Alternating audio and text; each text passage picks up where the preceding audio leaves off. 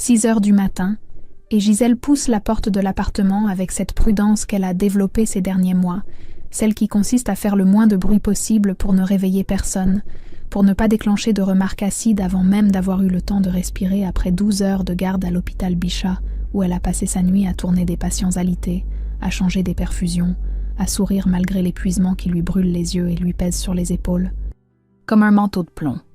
Elle retire ses chaussures dans l'entrée, pose son sac doucement, et c'est là qu'elle voit la cuisine dans cet état qui lui serre immédiatement la poitrine. Des assiettes empilées dans l'évier depuis hier soir, des miettes sur le plan de travail, la poêle encore grasse abandonnée sur la cuisinière, et elle sait déjà ce qui va suivre, mais elle ne peut pas s'en empêcher. Elle commence à ranger machinalement parce que c'est plus fort qu'elle, parce que le désordre dans cette maison est devenu le symbole de tout ce qui ne va plus dans sa vie. En déplaçant une assiette, son coude heurte la tasse de café de Colette. Cette tasse en porcelaine bleue, que sa belle-mère utilise chaque matin depuis qu'elle s'est installée chez eux il y a 8 mois, pour ce qui devait être temporaire. Juste le temps qu'elle se remette d'une opération du genou, et qui est toujours là, occupant la chambre d'amis, occupant l'espace, occupant tout l'oxygène de ce foyer. La tasse bascule légèrement, quelques gouttes de café froid éclaboussent la table, et avant même que Gisèle ait le temps de saisir une éponge, la voix surgit du couloir comme une lame de couteau, cette voix qu'elle connaît par cœur maintenant, chargée de mépris et de propriété. « Tu touches à mes affaires maintenant », lance Colette en entrant dans la cuisine, vêtue de sa robe de chambre impeccable, les cheveux parfaitement coiffés malgré l'heure matinale. Et Gisèle se retourne en s'excusant immédiatement. C'était un accident. Elle nettoyait juste. Elle ne voulait pas. Mais les mots se perdent dans le silence hostile qui emplit la pièce, tandis que Thomas apparaît à son tour, avachi sur le canapé du salon visible depuis la cuisine, les yeux rivés sur son téléphone. Et Gisèle sent cette chose familière lui tordre l'estomac, cette attente silencieuse qu'il dise quelque chose, qu'il la défende, qu'il rappelle à sa mère que c'est aussi leur maison. Mais il ne lève même pas les yeux. Il fait défiler son écran, avec cette indifférence qu'elle a appris à reconnaître comme sa forme de lâcheté préférée. Colette s'approche, ramasse sa tasse avec des gestes théâtraux comme si Gisèle l'avait profanée, et commence cette litanie que Gisèle connaît par cœur. Comment est-ce possible de ne même pas savoir tenir une maison propre? Comment son fils mérite tellement mieux qu'une femme qui rentre à pas d'heure et laisse tout en désordre? Comment, à son époque, les épouses savaient ce que signifiait s'occuper d'un foyer? Et Gisèle sent quelque chose se fissurer en elle. Pas de la colère encore, juste une fatigue immense, celle qui vient de 3 ans de ce mariage qui était censé être sa renaissance et qui est devenue sa prison. « Mon fils mérite mieux qu'une femme qui ne sait même pas tenir une maison », crache Colette en se tournant vers Thomas comme si elle cherchait son approbation, et c'est à ce moment précis, dans le silence qui suit, que tout bascule, parce que Gisèle voit sa belle-mère se diriger vers la cuisinière, où la bouilloire électrique vient de terminer son cycle, encore fumante, encore brûlante. Et il y a quelque chose dans ses yeux qui fait comprendre à Gisèle une seconde trop tard ce qui va se passer, cette lueur de rage froide qu'elle n'a jamais vue auparavant. Colette saisit la bouilloire, et avant que Gisèle puisse réagir, avant qu'elle puisse lever les bras ou crier ou faire quoi que ce soit, l'eau s'abat sur son dos comme une sentence, traversant son t-shirt en coton, et la douleur est tellement violente, tellement absolue, que pendant un instant Gisèle ne peut même pas respirer. Elle sent sa peau hurler sous le tissu qui colle déjà à la chair brûlée. Et pourtant elle ne crie pas. Elle ne sait pas pourquoi elle ne crie pas. Peut-être parce qu'une partie d'elle refuse de leur donner cette satisfaction, refuse de se briser devant eux, refuse de devenir la victime hurlante qu'ils attendent. Elle se retourne lentement, chaque mouvement une agonie, et regarde Colette qui tient encore la bouilloire vide. Les yeux brillants non pas de regret mais de quelque chose qui ressemble presque à du triomphe. Puis elle tourne la tête vers Thomas, qui a levé les yeux de son téléphone, qui a tout vu, tout, et qui détourne immédiatement le regard comme si regarder ailleurs pouvait effacer ce qui vient de se passer. Et c'est dans ce silence que Gisèle prononce les seuls mots qui lui viennent, d'une voix qu'elle ne reconnaît pas, calme et glacée, comme si elle appartenait à quelqu'un d'autre. Vous allez payer pour ça. Elle marche vers la salle de bain, chaque pas un calvaire, ferme la porte à clé derrière elle, et c'est seulement là, seule face au miroir qui lui renvoie son visage blême et ses mains tremblantes, qu'elle réalise que sa vie vient de basculer dans un territoire inconnu dont elle ne reviendra jamais, et elle compose le 17 avec des doigts qui tremblent tellement qu'elle doit s'y reprendre à 2 fois. Et quand la voix de l'opératrice lui demande quelle est son urgence, elle entend de l'autre. Côté de la porte, la voix de Colette qui murmure à Thomas avec cette froideur qui glace le sang. « Elle va nous créer des problèmes. Empêche-la de sortir. » Assise sur le rebord de la baignoire, Gisèle applique de l'eau froide sur ses brûlures, avec un gant de toilette qu'elle presse contre son dos en grimaçant, et chaque contact avec le tissu mouillé déclenche une nouvelle vague de douleur qui lui coupe le souffle. Mais elle continue méthodiquement parce que faire quelque chose, n'importe quoi, l'empêche de s'effondrer complètement. L'opératrice de police lui a dit de rester où elle est, de ne pas ouvrir la porte, qu'une patrouille arrive dans 20 minutes maximum, et maintenant Gisèle fixe l'écran de son téléphone en se demandant comment elle en est arrivée là, comment ces 3 années de mariage ont pu la mener dans cette salle de bain verrouillée avec la peau du dos en feu et la peur au ventre. Au début avec Thomas, c'était différent, tellement différent qu'elle a du mal maintenant à croire que c'était le même homme, ce commercial charmant rencontré à une soirée d'amis qui la faisait rire après ses gardes épuisantes, qui lui apportait des croissants le dimanche matin, qui l'écoutait parler de ses passions avec une attention qui lui semblait sincère, et elle était tombée amoureuse de cette légèreté, de cette simplicité apparente qui contrastait avec le chaos permanent de l'hôpital. Le mariage à la mairie du 19e arrondissement, petite et intime, juste quelques amis, Fatima comme témoin, et Gisèle qui se disait qu'elle avait enfin trouvé sa place, son ancrage, son foyer. Puis Colette est arrivée 8 mois plus tard avec ses 2 valises et son air de martyr, cette opération du genou qui nécessitait soi-disant une présence constante, juste quelques semaines le temps de la rééducation, et Thomas qui avait insisté avec ses yeux suppliants que Gisèle ne savait pas refuser à l'époque. « C'est ma mère. Elle n'a personne d'autre, tu comprends. » Les semaines sont devenues des mois, et les remarques ont commencé, d'abord subtiles. Ce repas qui manquait de sel, cet appartement qui n'était pas assez rangé, ce métier d'aide-soignante qui n'était quand même pas aussi prestigieux qu'infirmière, et Thomas qui acquiesçait en silence ou pire, qui riait de ses piques comme si c'était de l'humour affectueux. Elle se souvient de ce dîner où elle avait passé 3 heures à préparer un bœuf bourguignon, sa spécialité, et Colette, qui avait repoussé son assiette après 2 bouchées en déclarant que c'était trop salé, que voulait-elle empoisonner son fils, et Thomas qui n'avait rien dit, qui avait continué à manger en évitant son regard tandis que Gisèle sentait quelque chose se briser en elle, pas à cause du plat rejeté, mais à cause du silence de son mari, de cette absence totale de soutien qui devenait le motif central de leur vie commune. Gisèle sursaute quand on tente d'ouvrir la porte, la poignée qui bouge nerveusement, puis la voix de Thomas qui se fait suppliante à travers le bois. « Gisèle, sors, s'il te plaît. » Maman s'est excusée. C'était un accident. Elle ne voulait pas. On peut arranger ça entre nous. Pas besoin de la police. Pense à ce que les voisins vont dire. Elle ne répond pas. Les mains crispées sur son téléphone, qu'elle utilise maintenant pour photographier ses blessures avec des doigts tremblants. Ces marques rouges et boursouflées qui couvrent la partie haute de son dos. Et elle envoie les photos à Fatima avec un message bref « Appelle-moi dès que tu peux, c'est urgent ». Elle entend les chuchotements de l'autre côté de la porte, Thomas et Colette qui discutent à voix basse, et elle imagine déjà la version qu'ils sont en train de construire. L'accident malheureux, la belle-fille instable qui exagère tout, qui cherche l'attention, qui veut créer des problèmes dans une famille aimante. 3 coups frappés à la porte d'entrée de l'appartement résonnent soudain comme un coup de tonnerre, suivi d'une voix masculine et ferme qui annonce la police. Et Gisèle se lève péniblement, déverrouille la salle de bain, avance dans le couloir avec son t-shirt collé à ses brûlures, qui tire sur la peau à chaque mouvement.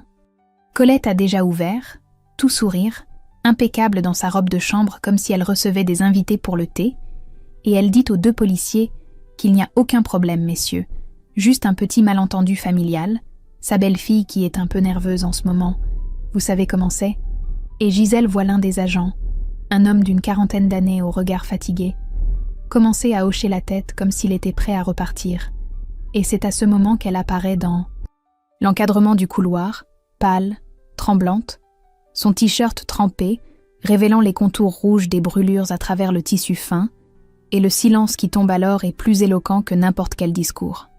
L'officière Sarah Mercier, 40 ans et un regard qui a déjà tout vu, pose une couverture sur les épaules de Gisèle, dans la salle d'interrogatoire du commissariat du 19e.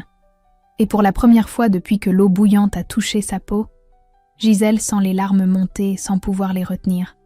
Pas à cause de la douleur physique qui pulse toujours dans son dos malgré les soins d'urgence qu'elle vient de recevoir à l'hôpital, mais à cause de cette gentillesse inattendue qui fait céder toutes ses défenses. Les médecins ont diagnostiqué des brûlures au second degré sur 15% de son dos, ont photographié chaque centimètre de peau abîmée, ont rempli un certificat médical avec cette froideur professionnelle qui transforme sa souffrance en données objectives, 21 jours d'incapacité totale de travail. Et maintenant, elle est là dans cette pièce au mur beige à raconter comment sa belle-mère lui a jeté de l'eau bouillante dessus pendant que son mari regardait. Dans une autre salle, Colette joue la grande dame offensée. Elle entend sa voix stridente à travers les murs. Cette belle fille instable qui s'auto-mutile pour l'accuser, qui cherche à détruire sa famille, qui a toujours été jalouse de la relation fusionnelle qu'elle entretient avec son fils unique. Et Gisèle se demande avec une fascination horrifiée comment on peut mentir avec autant d'aplomb, comment on peut renverser la réalité à ce point. Thomas, lui, est interrogé séparément par un jeune policier qui semble s'ennuyer. Et quand Sarah Mercier revient dans la pièce après avoir écouté sa déposition, son visage en dit long sur ce qu'elle vient d'entendre. Votre mari prétend que c'était un accident, que vous vous disputiez toutes les deux et que sa mère a fait un geste malheureux. Il minimise tout. Il la protège elle plutôt que vous. Gisèle hoche la tête parce qu'au fond, elle s'y attendait. Elle aurait même pu écrire le script exact de ce que Thomas allait dire, coincé entre sa mère et sa femme. Il choisira toujours le camp de celle qui l'a élevé dans cette dévotion maladive, où le fils ne peut jamais décevoir, ne peut jamais trahir, ne peut jamais choisir une autre femme au détriment de celle qui lui a donné la vie. Sarah Mercier s'assoit en face d'elle, croise les mains sur la table métallique et pose la question qui va déterminer tout le reste de sa vie avec une simplicité désarmante. Vous voulez porter plainte ou pas? Parce que si vous ne le faites pas maintenant, ce sera votre parole contre la leur, et dans 3 jours vous aurez oublié pourquoi vous étiez en colère. Gisèle pense à l'appartement qu'elle va perdre, à ce mariage qui va exploser, à sa réputation qui va être détruite quand l'histoire se répandra dans son cercle social où Colette a déjà tant d'alliés, à tous ces gens qui vont dire qu'elle exagère, qu'elle aurait pu arranger ça en famille, qu'on ne détruit pas une belle-mère pour si peu. Puis elle pense à la douleur qui irradie toujours dans son dos, au regard vide de Thomas qui a choisi de détourner les yeux pendant qu'on la brûlait, à ces 8 mois d'humiliation quotidienne qu'elle a avalée en silence en se disant que ça passerait, et elle entend sa propre voix prononcer ce mot qui scelle son destin. Oui, je veux porter plainte. Colette est placée en garde à vue. Ses protestations indignées résonnent dans tout le commissariat, tandis qu'on la conduit vers les cellules.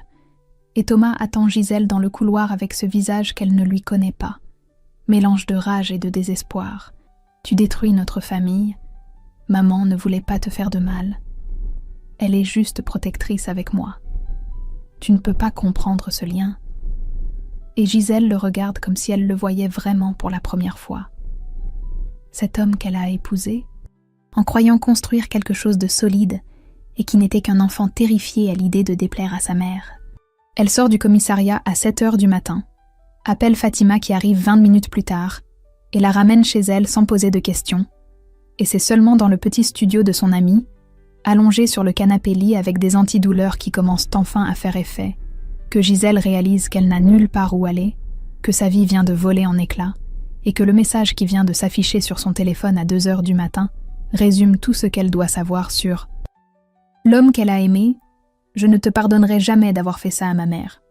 Une semaine s'est écoulée depuis cette nuit, et Gisèle vit toujours chez Fatima dans ce petit 2 pièces de Montreuil, qui sent le jasmin et le café fort, où son amie change ses pansements chaque matin avec une douceur de professionnelle, avant de partir elle aussi, pour sa garde à l'hôpital, et chaque fois que Gisèle retire son t-shirt pour révéler les marques rouges et boursouflées qui couvrent son dos, elle voit Fatima serrer les mâchoires sans rien dire, parce que les mots ne servent à rien. Face à ça, face à cette violence imprimée sur la peau, le retour au travail a été brutal, pas à cause de la douleur physique qui pulse toujours à chaque mouvement brusque, mais à cause des regards de ses collègues qui se détournent quand elle passe dans les couloirs, des chuchotements qui s'arrêtent net quand elle entre dans la salle de pause, et elle comprend que l'histoire s'est répandue avec cette rapidité particulière aux petites communautés fermées. Certains la soutiennent comme Mireille la cadre qui lui serre l'épaule en lui disant que tu as eu du courage, ma belle. D'autres la jugent avec cette morale confortable de ceux qui n'ont jamais eu à choisir entre leur sécurité et leur confort. Faire emprisonner sa belle-mère quand même, il y avait sûrement d'autres solutions. Les familles, ça se règle en interne. Gisèle encaisse en silence parce qu'elle a compris que les gens aiment bien les victimes tant qu'elles restent victimes, douces et passives et reconnaissantes, mais dès qu'une victime se défend, elle devient suspecte, agressive, elle en fait trop. Le coup suivant arrive par SMS. Un message de sa banque l'informant que le compte joint qu'elle partage avec Thomas est à découvert de 2 300 €, et quand elle appelle le conseiller bancaire dans un état de panique croissante, il lui explique avec gêne que M. Moreau a effectué plusieurs retraits importants ces derniers jours, qu'il est dans son droit puisque c'est un compte joint, et Gisèle raccroche en réalisant que Thomas est en train de la dépouiller méthodiquement, de lui retirer jusqu'à ses dernières ressources, comme pour la punir d'avoir osé dire non. Elle prend rendez-vous l'après-midi même avec Maître Dubois, une avocate recommandée par Fatima, une femme d'une 50aine d'années au brushing impeccable qui la reçoit dans son cabinet du 11e arrondissement et écoute son histoire sans l'interrompre avant de poser son stylo avec un soupir qui en dit long. Vous avez un dossier solide pour les violences. Les preuves médicales sont irréfutables.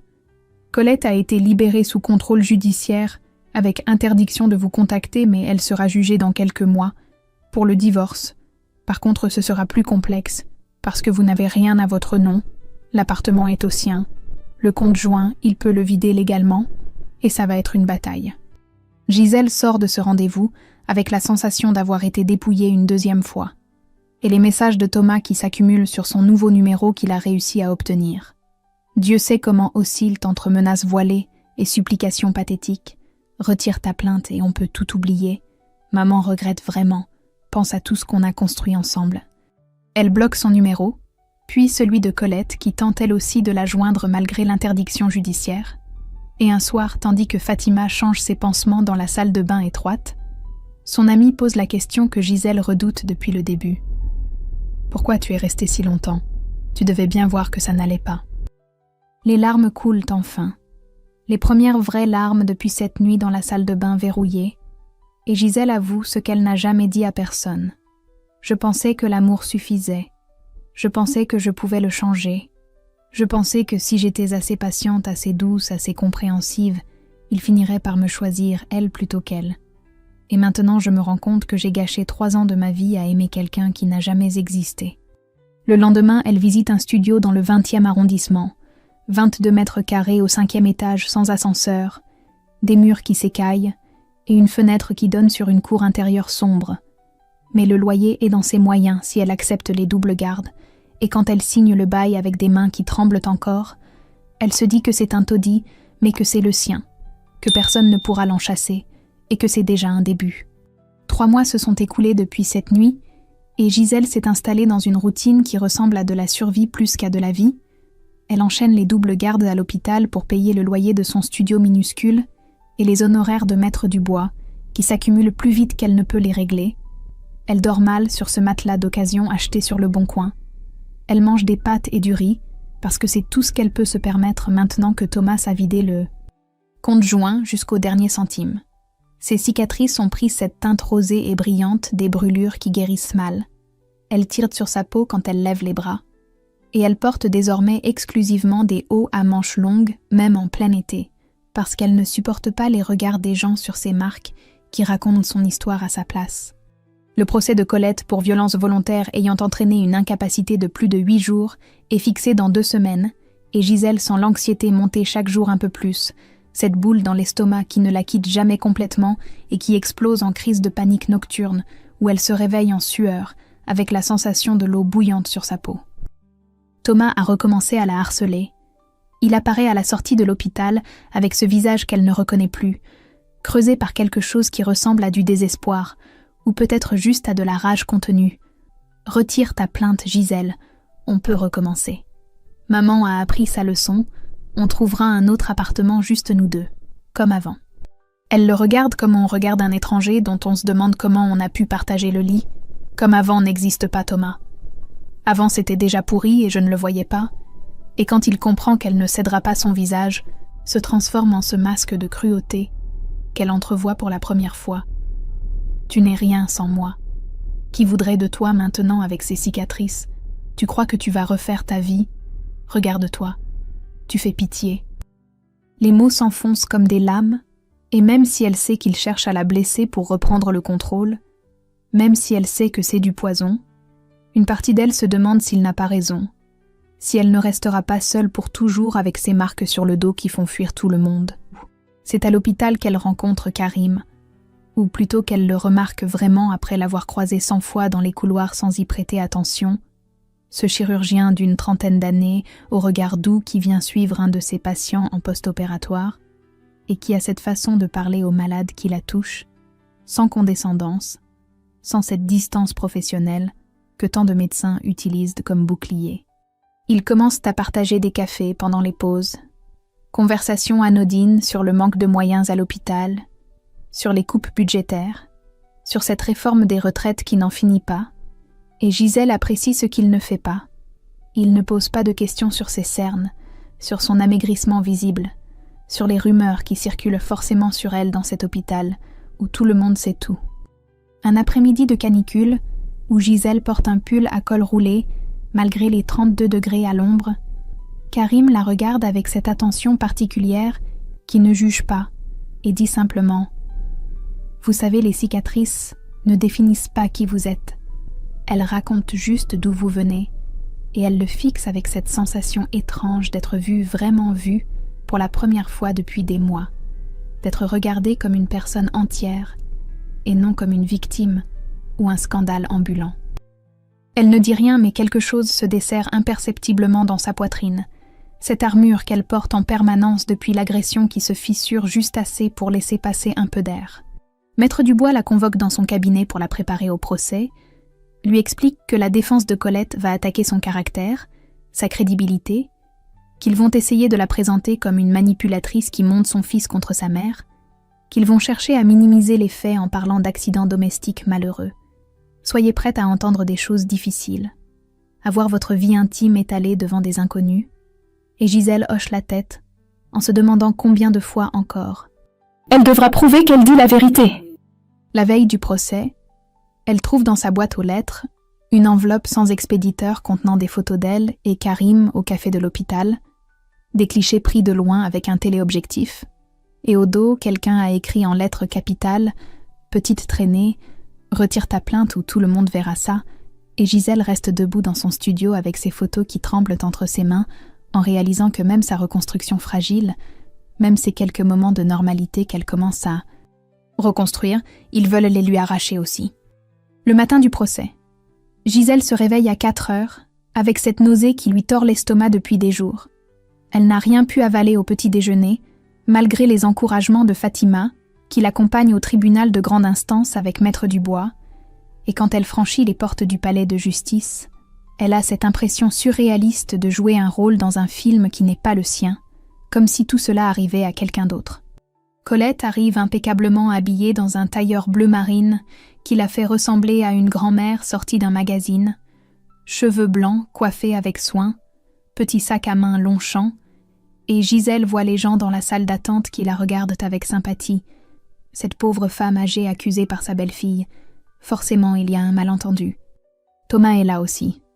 Costume gris qu'elle ne lui connaît pas, rasé de près, et quand leurs regards se croisent dans le couloir, elle voit quelque chose passer dans ses yeux, qui ressemble à du regret, ou peut-être juste à de la peur. Mais il détourne vite la tête et va s'asseoir à côté de sa mère qui lui tapote la main comme pour le rassurer. L'audience commence, et Gisèle écoute l'avocat de Colette construire une version alternative de cette nuit, qui la glace jusqu'aux os. Il parle d'une jeune femme instable, qui harcelait psychologiquement sa cliente depuis des mois, qui était jalouse de la relation mère-fils, qui avait des accès de colère incontrôlables. Et le geste malheureux de sa cliente n'était qu'une réaction de défense, face à une agression verbale particulièrement violente. Thomas est appelé à la barre et Gisèle sent son cœur se décrocher quand elle comprend qu'il va mentir, qu'il va choisir sa mère jusqu'au bout même si cela signifie détruire celle qu'il a promis d'aimer et de protéger. Il raconte que Gisèle était agressive ce matin-là, qu'elle avait menacé sa mère à plusieurs reprises dans les semaines précédentes, que l'incident était un accident regrettable dans le cadre d'une dispute qui avait mal tourné, et sa voix ne tremble même pas quand il prononce ses mensonges avec l'assurance de quelqu'un qui a répété son texte. L'avocate de Colette enchaîne en mentionnant les fréquentations récentes de Gisèle avec un médecin, sous-entendant qu'elle avait peut-être des raisons financières de vouloir quitter son mari et qu'accuser sa belle-mère était un moyen commode de jouer les victimes tout en récupérant des dommages et intérêts. Gisèle se sent salie, exposée, comme si on la déshabillait devant une foule qui la juge sans la connaître, et quand Maître Dubois se penche vers elle pour lui demander si elle est prête à témoigner, elle hoche la tête sans être sûre que ses jambes vont la porter jusqu'à la barre. Mais quand elle se lève et qu'elle croise le regard de Colette, ce petit sourire suffisant qui flotte sur ses lèvres, quelque chose se brise en elle. Pas de désespoir cette fois, mais de rage pure, cette colère froide qu'elle a contenue pendant des mois et qui remonte comme une vague. Elle raconte tout, les humiliations quotidiennes, les remarques assassines sur son travail, son physique, sa façon de tenir la maison, l'isolement progressif de ses amis parce que Colette trouvait toujours à redire sur eux, la passivité de Thomas qui regardait ailleurs pendant qu'on la détruisait à petit feu, et cette matinée où elle est rentrée épuisée d'une garde de nuit pour se faire ébouillanter comme un chien qu'on punit. « Je ne criais pas parce que je ne voulais pas leur donner cette satisfaction, » dit-elle, en fixant Thomas qui baisse les yeux. « J'ai appelé la police parce que si je ne le faisais pas, je savais que ça recommencerait. Peut-être pire la prochaine fois.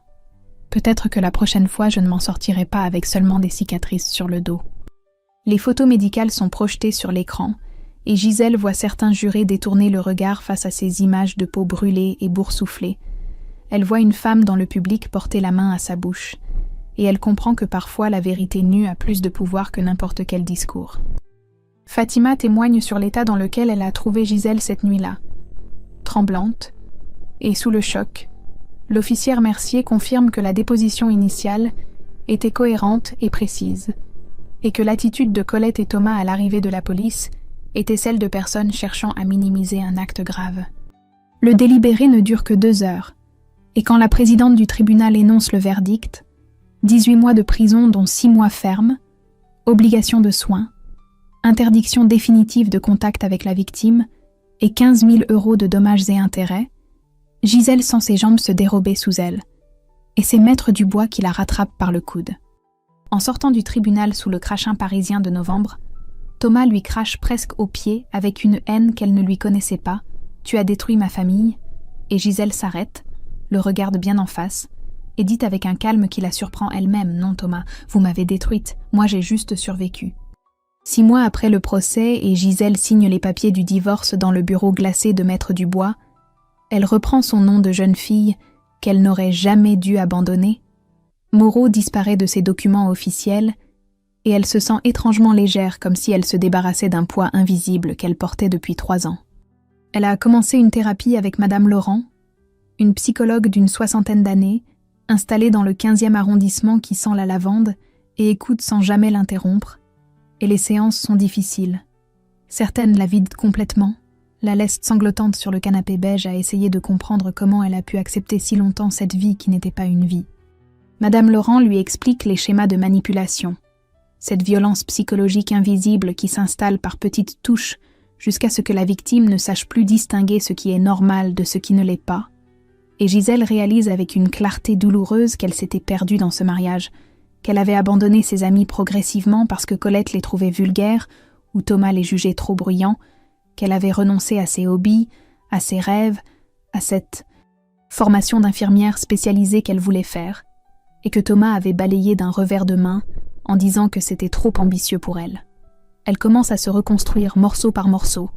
Elle rejoint un club de natation municipal près de chez elle et découvre avec surprise que l'eau ne lui fait plus peur, que glisser dans cette piscine chlorée au petit matin avant sa garde la calme d'une façon qu'elle n'aurait pas cru possible. Elle renoue avec Léa, son amie d'enfance qu'elle avait négligée pendant ses années de mariage.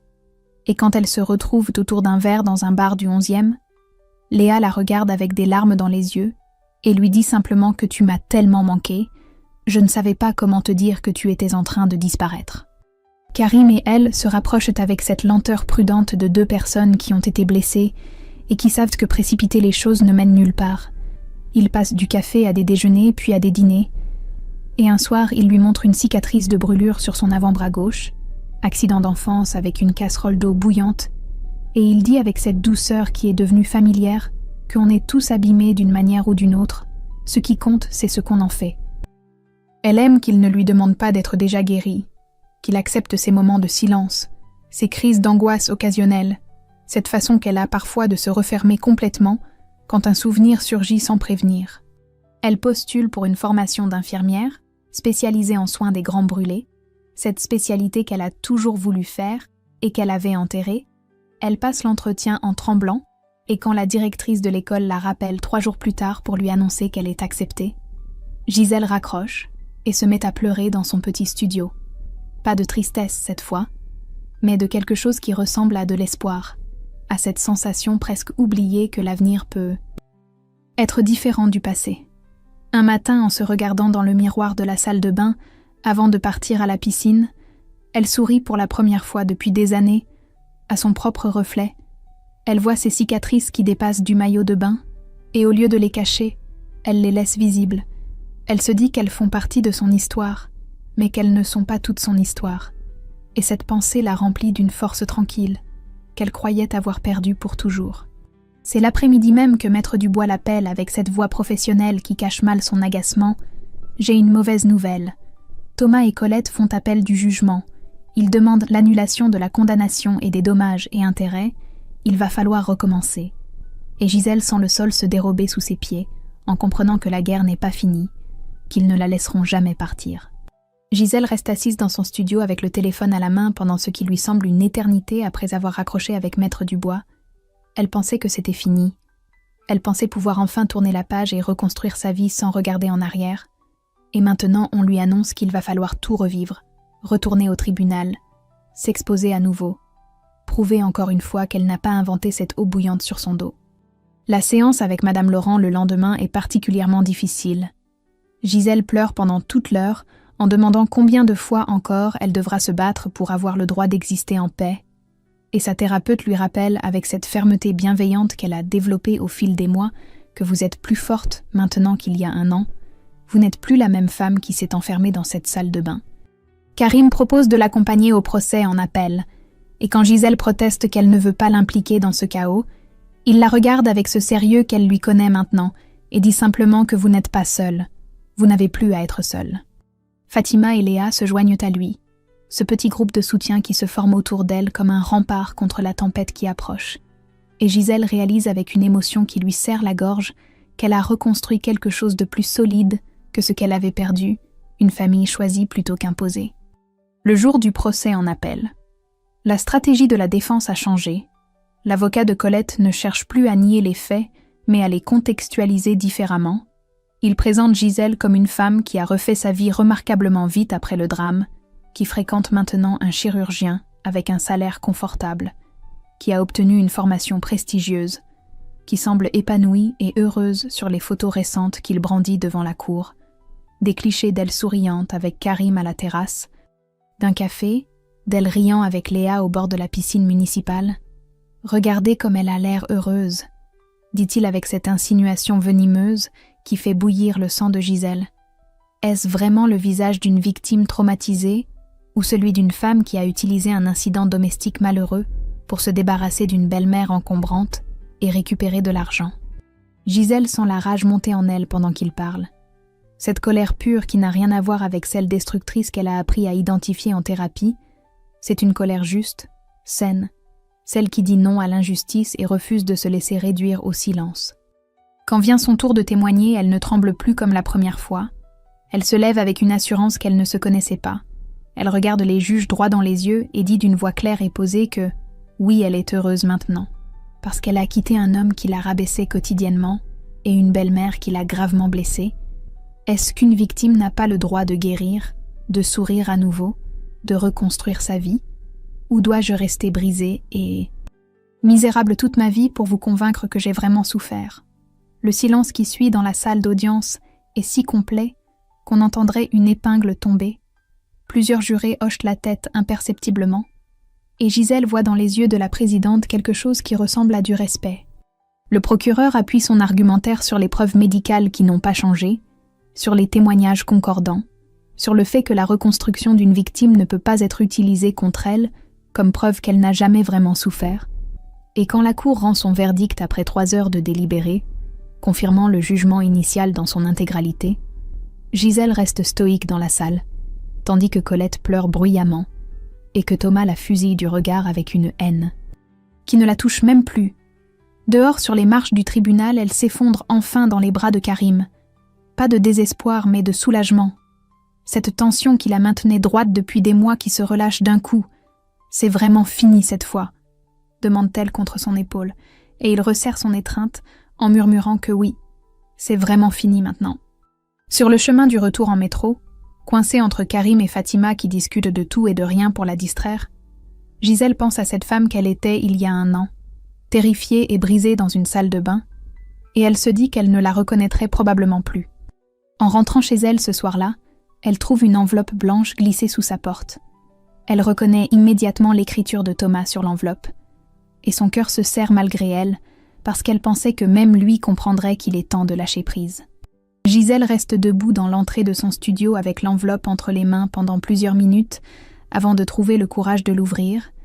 Elle reconnaît l'écriture penchée de Thomas sur le papier ligné, qui semble avoir été arraché d'un carnet bon marché, et les mots qu'elle lit la surprennent par leur tonalité différente de tout ce qu'il lui a envoyé ces derniers mois.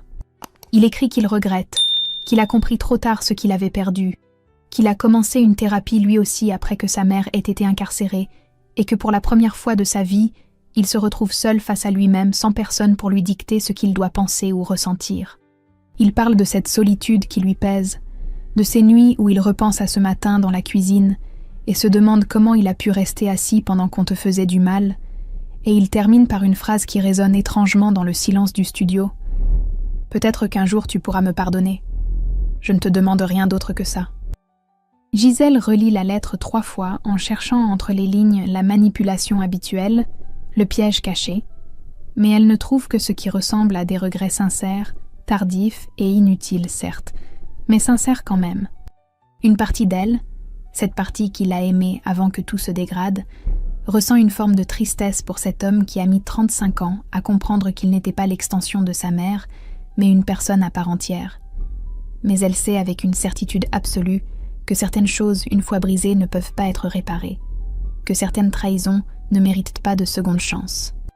Elle plie la lettre, la range dans le tiroir de son bureau, à côté de tous les autres documents de cette période qu'elle garde non pas par nostalgie, mais comme rappel du chemin parcouru.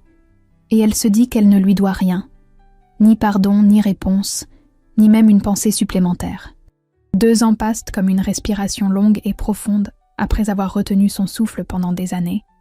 Gisèle a maintenant 35 ans et travaille comme infirmière spécialisée dans l'unité des grands brûlés de l'hôpital Saint-Louis. Ses propres cicatrices lui donnent une empathie particulière avec ses patients qui sentent instinctivement qu'elle comprend leur douleur d'une façon que les autres soignants ne peuvent pas. Elle vit avec Karim dans un appartement lumineux du 10e arrondissement qu'ils ont choisi ensemble, sans précipitation. Elle a appris à aimer lentement, à construire une relation sur la confiance plutôt que sur le besoin, et quand il lui demande de l'épouser un soir d'automne, elle dit oui, mais pas tout de suite. Laisse-moi d'abord réapprendre ce que ça signifie d'être moi. Elle anime un groupe de parole pour victimes de violences conjugales dans un centre d'aide aux femmes de Montreuil. Elle raconte son histoire quand c'est nécessaire et montre ses cicatrices aux participantes qui n'osent pas encore parler. Elle me rappelle d'où je viens, dit-elle en remontant sa manche. Mais elle ne décide pas où je vais. Elle a pardonné à la Gisèle d'avant, celle qui est restée trop longtemps, qui croyait que l'amour suffisait à tout réparer, qui pensait pouvoir changer quelqu'un par la seule force de sa patience. Elle comprend maintenant que s'aimer soi-même n'est pas de l'égoïsme, mais la condition nécessaire pour aimer sainement. Un soir d'été, elle est assise sur le balcon de leur appartement, avec un livre dont elle ne tourne pas les pages, un verre de vin blanc qui fait des ronds de condensation sur la petite table en fer forgé, et elle réalise soudain qu'elle n'a pas pensé à Thomas depuis des semaines, peut-être même des mois. Elle regarde les cicatrices sur son avant-bras, que le soleil couchant rend presque dorées. Elle les touche doucement du bout des doigts, et murmure pour elle-même « Merci de m'avoir appris qui je ne veux plus jamais être. » Karim sort sur le balcon avec cette façon qu'il a de la regarder comme si elle était précieuse. Il s'assoit à côté d'elle sans rien dire, parce qu'il a appris que le silence aussi peut être une forme de présence. Et Gisèle ferme les yeux, en souriant au soleil qui décline sur Paris. La vengeance n'était pas de les détruire, pense-t-elle en respirant profondément l'air tiède qui sent le jasmin du balcon voisin. C'était de se reconstruire, de vivre pleinement, d'être heureuse envers et contre tout. Et elle l'est, vraiment, profondément, simplement, libre.